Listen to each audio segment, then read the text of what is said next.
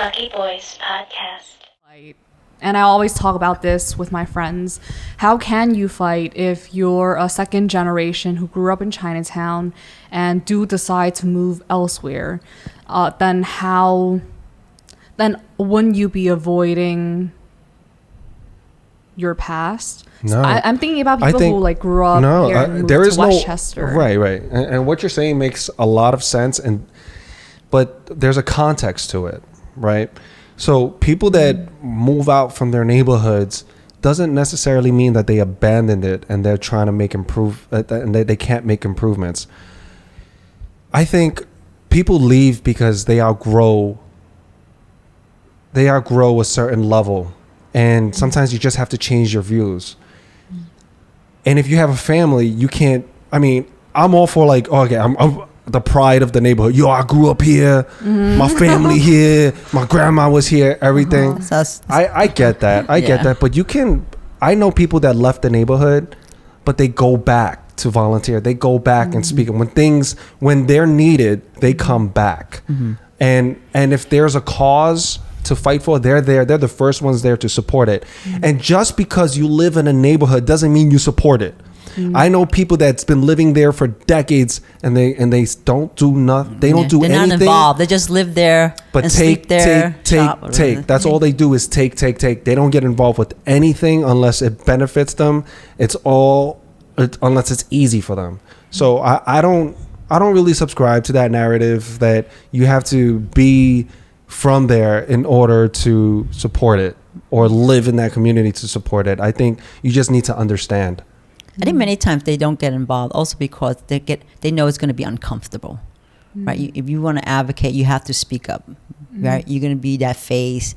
You be in front of people. You have to fight, rally, whatever it is. I think people are just afraid to. They might want to, but they will never want to be the one to lead it. Right. But once let's say Norm says, well, I'm going to have this rally, then other people are like, oh yeah, they'll follow. They're just waiting for that one person to start it off. But I think many times they just need guidance also. But if you look at someone like Jay-Z, can you imagine if he is he's a billionaire now, where he reached a status where he is now, and he's just going back to Bed-Stuy and he's telling Beyonce, like, hey, I want us to grow up here, raise a family. It just wouldn't really make sense.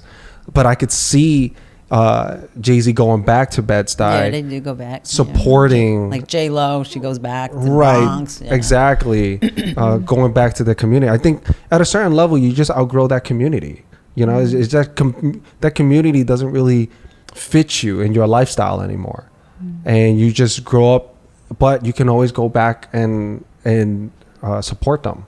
And probably do more than anyone else could using that platform. I think I just saw my wife tagged me on this, where Awkwafina, she posted something about Chinatown where her grandma was, and where she lived, right? And in the Lower East Side. Right. So I know Awkwafina doesn't live in one of those homes, but she posted about it to make some awareness. So there's different examples of that, and I think we have to be careful if we're going to shoot at people because they decided to look for opportunities elsewhere that fits them along their journey of growth.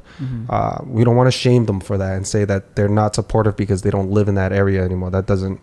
There's different ways of doing it. So. I think once you get into that type of privilege, you have an obligation to kind of give back to where you came from. Know your roots. Yeah, know your roots. Like I when I think about like my grandparents and my parents and their family, there was 8 people living in that tiny tenement apartment. I grew up there too. So when my uncles and aunts, they grew up, they left. They left to Florida, the burbs, and everything like that, because they wanted to better their living situation. They want their kids to live in a better environment.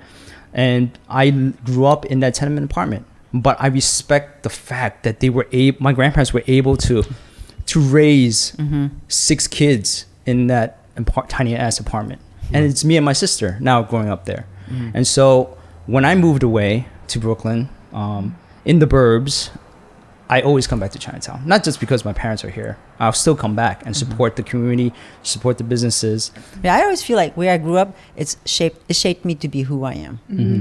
It may not show outright, as you mature, you grow old, it comes out later on. Like I lived away from New York, and then when I came back, I was like, yo, what the happened to this neighborhood? You know, like Yeah. like, you know, down by the Superior, you know, all those Jewish merchandise stores were gone. I was like, what? What is The one on Ludlow is still there. What? Ludlow on Grand.